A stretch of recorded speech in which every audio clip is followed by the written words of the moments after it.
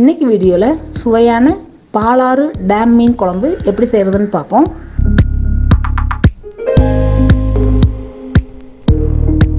இன்றைக்கி மீன் குழம்பு செய்கிறதுக்கு ஒரு அகலமான பாத்திரம் எடுத்திருக்கேன். அதில் ஒரு 3 ஸ்பூன் அளவு நல்லெண்ணெய் விட்டுருக்கேன். நல்லெண்ணெய் நல்லா சூடாகவும் இப்போ ஒரு 1/4 ஸ்பூன் அளவு கடுகு சேர்த்துருக்கேன். கடுகு லேசாக பொரிஞ்சதுக்கப்புறம் கொஞ்சமாக வெந்தயம் சேர்த்துக்குங்க. வெந்தயம் நிறைய சேர்க்க வேணாம், நிறைய சேர்த்தா குழம்பு கசக்கிற மாதிரி போயிடும். ஒரு 5-6 வெந்தயம் சேர்த்தாலே போதும். அது கூட ஒரு 7 பச்சை மிளகாயை கீறி வச்சுருக்கேன். இந்த பச்சை மிளகாயும் எண்ணெயிலே நல்லா வதங்கணும்.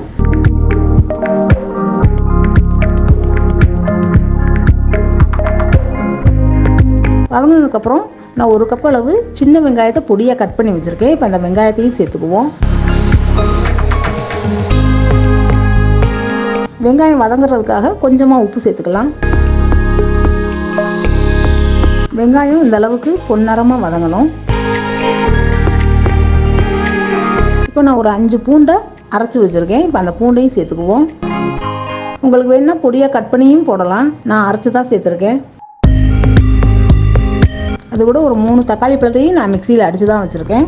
இப்போ அதையும் சேர்த்துக்குவோம்.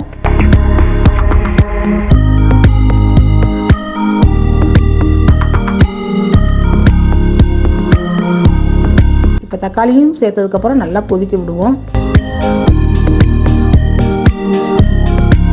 இப்போ நான் ஒரு 50 கிராம் அளவு புளியை கரைச்சி எடுத்து வச்சுருக்கேன். இப்போ அந்த புளி தண்ணியும் இது கூட சேர்த்துருவோம்.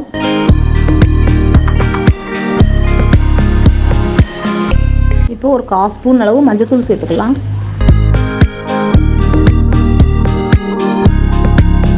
இப்போ இதுக்கு வந்து மிளகாத்தூள் நான் 3 ஸ்பூன் சேர்க்குறேன். ஒரு 6 ஸ்பூன் அளவு மல்லித்தூள் சேர்த்துக்கலாம். அதுக்கு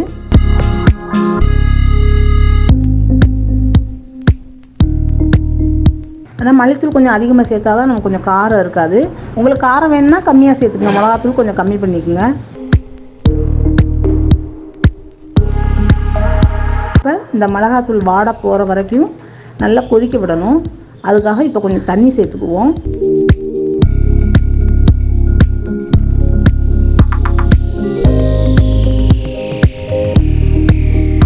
நம்ம ஏற்கனவே கொஞ்சம் உப்பு சேர்த்துருக்கோம், அதனால் கொஞ்சமாக அளவாக சேர்த்துக்குங்க. இப்போ இன்னும் கொஞ்சம் தண்ணி சேர்த்து நல்லா குழம்ப கொதிக்க விடுவோம்.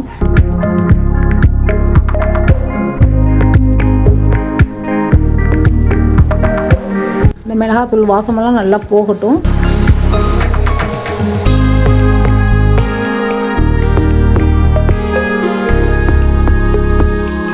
நல்லா கொதிச்சதுக்கப்புறம் இப்போ நான் இதில் 1 மூடி தேங்காய் பால் எடுத்து வச்சுருக்கேன். இப்போ அந்த தேங்காய் பாலையும் இது கூட சேர்த்துடலாம். இப்போ ஒரு 2 கொதி மட்டும் கொதிக்க விடுவோம். தேங்காய் ஊற்றுனதுக்கப்புறம் ரொம்ப நம்ம கொதிக்க விடக்கூடாது. தேங்காய் பால் ஊற்றிடுறதுனால கொதிக்க விட்டோம்னா பொங்கிடும். அந்த சமயத்தில் லேசாக கிளறி விட்டுருவோம். அப்படி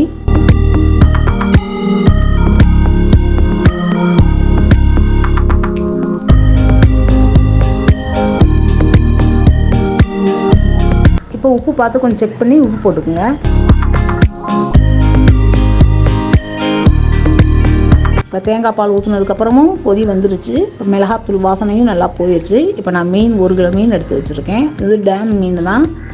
அந்த மீன் எல்லாத்தையுமே அப்படியே போட்டுறாமல் ஒரு 4 மீனாக போடுவோம்.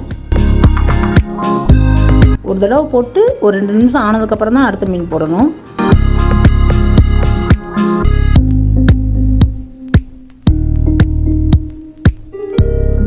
இப்போ நான் அதில் 5 மீன் போட்டிருக்கேன். கொஞ்சம் ஒரு 2 நிமிஷம் ஆகட்டும். இப்போ இந்த உள்ள மீன் வெந்து கொஞ்சம் மேலே வந்துடும். வந்ததுக்கப்புறம் இப்போ அடுத்த மீனை போடுவோம்.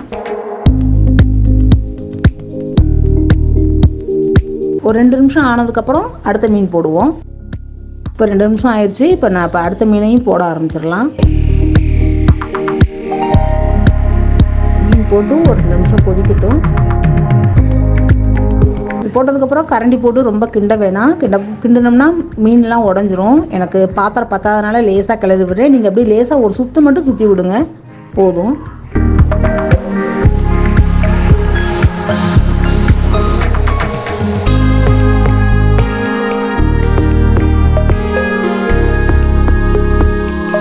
இப்போ இப்போ மிளகாத்தூள் வாடையெல்லாம் நல்லா போய் குழம்பும் நல்லா கொதித்து மீன் நல்லா வெந்திருக்கு. இந்த சமயத்தில் கொஞ்சமாக மல்லித்தூள் சேர்த்துக்கலாம். சேர்த்துட்டு ஒரு 3 ஸ்பூன் அளவு நல்லெண்ணெய் விட்டுருக்கேன்.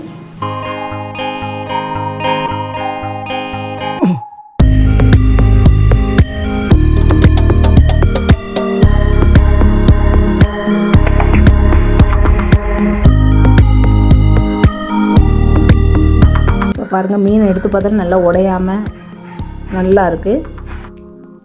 நம்ம தேங்காய் பால் ஊற்றி செய்கிறதுனால இந்த மீன் குழம்பு ரொம்ப டேஸ்ட்டாக இருக்கும். ரொம்ப டேஸ்ட்டான இந்த மீன் குழம்பை நீங்களும் ட்ரை பண்ணி பாருங்கள். எப்படி இருக்குன்னு சொல்லுங்கள்.